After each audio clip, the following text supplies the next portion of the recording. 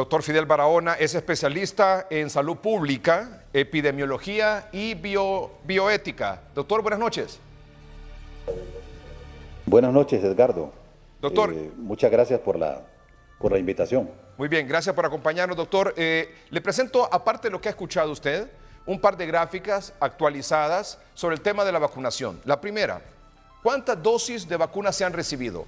La ponemos en pantalla. Se han recibido con las de hoy, que llegó una donación de AstraZeneca de República Dominicana. Fue gestionada por la Cancillería de Honduras. Dosis recibidas, 5.826.537 dosis. Y se ha aplicado el 92.4% de esas dosis. Resta un 7.6% por aplicar. Y de las dosis aplicadas, ¿cómo estamos? Bueno, con una dosis, el 38.9% de la población, sin dosis, el 42.7% y con dos dosis, el 18.4%. De 7.121.331 personas, que es la población meta a vacunar. 38.9% con una dosis, 18.4% con dos dosis y sin dosis, el 42.7%. Doctor Fidel Barahona, su opinión. Bueno, sí, realmente la cantidad de personas que faltan vacunarse, pues es grande. Estamos hablando de casi un 43%. Y eso significa pues que es un importante número de la población expuesta, que si tomamos en consideración la circulación de la nueva variante, estas personas están en un alto riesgo de poder contagiarse. Y no solamente eso, sino que los no vacunados, al contagiarse y entran en contacto con personas que solamente tienen una dosis, también pueden contagiarlos, incluso hasta los de dos dosis. ¿Cuál es la ventaja que hay con el esquema completo? Es que hay una protección para evitar que la persona llegue al riesgo de tener que ir a una unidad de cuidados intensivos y pueda fallecer.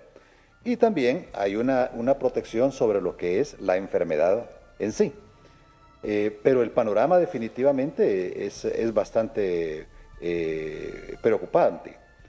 Si vemos, por ejemplo, que la cantidad de vacuna que está disponible en este momento es bastante baja, la pregunta que nos tenemos que hacer es, bueno, para poder cubrir esa brecha de primera dosis a segunda dosis, ¿nos irá a alcanzar ese número de vacunas que tenemos? Creo que no. Y si eso es así, porque ya prácticamente va a tocar la aplicación de la segunda dosis a las personas que le han ido aplicando la primera durante todo este tiempo, estamos hablando de principios del mes de agosto, ya le toca la segunda dosis. Entonces, ¿qué es lo que va a pasar con todas aquellas personas que no tienen ninguna dosis si no tenemos la disponibilidad de las vacunas? Entonces, un elemento importante a considerar en este momento es tratar por todos los medios posibles que pueda haber disponibilidad de las vacunas, porque si no hay disponibilidad de la vacuna, por mucha estrategia que se defina para vacunar, no tenemos con qué hacerlo. Entonces, ese es un elemento importante que hay que ponerlo ahí en el tapete de la discusión. El otro elemento es que entra el nuevo grupo, que son los de 12 a 17 años, que es un grupo bastante importante. Se calcula que más o menos es 1 millón, que creo que no está incorporado dentro de esos 7 millones que usted tiene ahí. No está. Que habría que sumarlo entonces para poder hacer un nuevo cálculo y poder saber entonces cuánto es el porcentaje de personas que estarían con dos dosis. Eso significa que va a bajar más o menos de ese 15%, va a bajar a un 10% más o menos. Lo que implica pues que el problema que tenemos es bastante complicado, es bastante serio. Y si a eso agregamos que se ha expandido comunitariamente las nuevas variantes, pues el problema se vuelve más serio, porque usted tiene que estar luchando contra un virus que está avanzando, pero que no tiene disponible una de las mejores medidas de contención que hay, como es la vacunación. Prácticamente nos quedamos nada más con la cuestión de las medidas de bioseguridad que también tienen que aplicarse cuando las personas ya han recibido una o dos dosis de vacunas. Entonces tenemos sí un panorama bastante sombrío en este sentido, y que se hace necesario entonces el poder hacer todas las gestiones posibles para la adquisición de esas vacunas, tener esa disponibilidad para que en los lugares en donde va a estar ubicada esa vacuna, pues haya disponibilidad de la misma. Porque si no, nos vamos a encontrar con que nos vamos a quedar con un grupo importante de personas que no han cumplido su ciclo de dos dosis, y otras que están sin ninguna dosis. Yo siempre trato tenemos una gran cantidad de personas que desean vacunarse, pero que no han tenido la vacuna disponible, porque quizás en el lugar en donde se ha colocado la vacuna son lugares lejanos para ellos, que tienen que gastar una cantidad importante de dinero en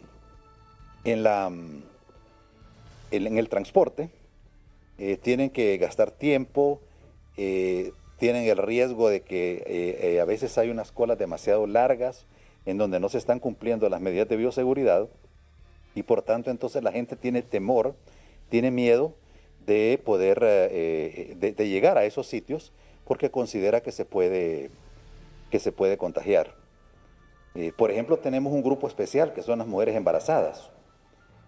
Yo creo que con ellas se ha sido un poco injusto en el sentido de decir, no, es que las embarazadas no quieren vacunarse. Yo no estoy tan seguro de eso. El problema es que las embarazadas, si usted recuerda, al principio cuando salieron las vacunas, una de las prohibiciones que había para no aplicar la vacuna era en menores de 18 años y en embarazadas. Entonces, claro, esa información llegó a las mujeres que están en esa condición, y lo interiorizaron como que era algo que podía producirle problemas a ellas o al bebé que llevan en su vientre. Y eso se fue generalizando, pues, porque más o menos estamos hablando que son más de 10 meses cuando pasó eso. Se hicieron los estudios a finales de junio. El resto de países comenzó la actividad de vacunación con las mujeres, con las embarazadas, a partir de ese momento. Pero nosotros lo iniciamos hasta hace poco, y lo iniciamos, pienso yo, en una forma inapropiada. ¿Por qué razón? Porque si las mujeres ya tenían ahí en su mente la idea de que no iban a ser vacunadas porque los mismos fabricantes decían que no se hiciera, se debió haber hecho toda una planificación de comunicación, información y educación hacia ellas, para indicarles de que ya no había ningún problema, de que ya se habían realizado los estudios, que ellas podían perfectamente recibir su vacuna y que no iban a tener ninguna consecuencia durante su embarazo o en el niño que ellas llevan en su vientre. Entonces vea usted cómo lo que se hizo fue que se llamó, por ejemplo, para que en 2 fechas, recuerdo yo, se fueran a uno de los centros de vacunación, cuando la estrategia no debió haber sido esa. Todas estas mujeres están llegando a los establecimientos de salud de manera mensual a su control, o por lo menos la gran mayoría lo hace. Ahí se le aplica el resto de vacunas. Yo creo que debió haberse aprovechado ese contacto para que el médico que las estaba atendiendo pudiera convencerlas. Mira, hay algo muy importante. La embarazada es una mujer muy noble, que atiende las recomendaciones que el personal de salud que la atiende le da. Y si el médico, por ejemplo, o la enfermera que la está atendiendo, le da una buena información y le indica que no va a tener ningún problema, yo estoy casi seguro que ellas hubieran aceptado vacunarse, y tendríamos entonces una cobertura mucho más alta. Mucho más alta. Doctor, en un minuto, ¿cómo replantear esta estrategia para acercar la vacunación a la población, incluyendo las embarazadas? Sí, y ahora la población menor de 18 años, porque ese es un grupo bien especial. Sí, ¿qué hacer, doctor? ¿Qué hacer, doctor? ¿Cómo acercarla? Bueno, por ejemplo, para este grupo de adolescentes es importante generar un proceso de comunicación con ellos e identificar cuáles son los mejores lugares en donde se les puede captar a ellos. Exacto. Porque yo no estoy tan seguro que ellos quieran ir, por ejemplo, a un centro de vacunación. Lo otro es lo que usted planteaba al comienzo. Nosotros debemos de tratar de acercar la vacuna lo máximo posible al lugar en donde la persona vive, para evitarle toda esa serie de dificultades que ya hemos mencionado anteriormente. Mire, yo no estoy tan seguro que la vacunación casa a casa vaya a ser una estrategia eficiente. ¿Por qué razón? Porque ya lo hemos visto en el pasado con el resto de vacunas, en donde de repente andan 2 auxiliares de enfermería con una profesional, andan tocando la casa, cuesta que les abran. Luego, si aceptan vacunarse, tienen que esperar 15 minutos para ver si no hay ningún tipo de reacción. Muy bien. Entonces, al final del día, la producción que le va a tener cada una de las brigadas es poca. Pero, sin embargo, se puede hacer lo que hicimos en 1984. ¿Y qué fue lo que hicimos? Construimos lo que se llamaban las brigadas de vacunación masiva y activa, en donde se le asignaba una porción del territorio a cada una de las brigadas, que no se saliera de eso, incluso andaban con un mapa, y ellas entonces iban con el apoyo de estudiantes de secundaria. Ellos sí visitaban las casas y llevaban entonces a las personas. Claro, o sea, llegar, van a tocar las puertas y decirle, mire, aquí en el centro comunal o aquí en el centro, en esta escuela, en este instituto, se está haciendo la vacunación. Tenemos una brigada integral en que incluye la vacuna de primera, segunda dosis, embarazadas, adolescentes, etcétera, y lo sacan, ¿verdad? Eso es lo que se está planteando, doctor. ¿Ah?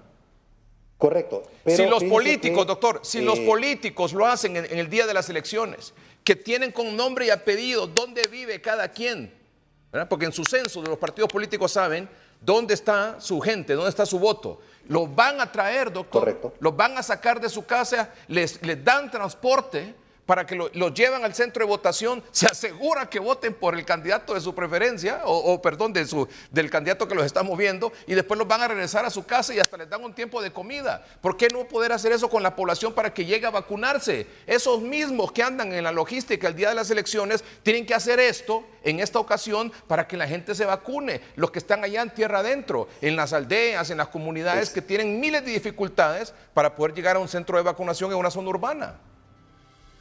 Exactamente, si esa práctica ya se está haciendo, pues simple y sencillamente lo que se tiene que hacer es replicarla. Así es. Ahora bien, Edgardo, mire, entre más se alarga el periodo de vacunación, nosotros le damos más tiempo al virus para que ataque. Así es, doctor. Yo vengo diciendo desde hace un tiempo que si me dieran la oportunidad de poder explicar cómo podemos vacunar todo Honduras en un solo día, con una organización logística, que se les explicaría a ellos cómo se haría, sería mucho más fácil. ¿Sabe por qué?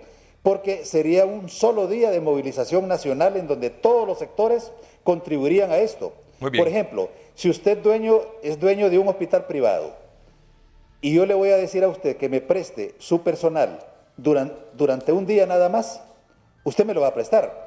Pero si yo le digo que me lo preste en un mes o un año, no me lo va a prestar. Claro. Entonces se vuelve ineficiente. Vamos a tener la oportunidad, doctor, esta semana de poder conversar eso y que usted nos pueda presentar aquí un plan de cómo poder hacer esa vacunación masiva en cuestión de 24 horas. ¿Le parece, doctor? Me parece excelente. Muy bien. Gracias, doctor Fidel Barahona. Es especialista en salud pública, epidemiología y bioética.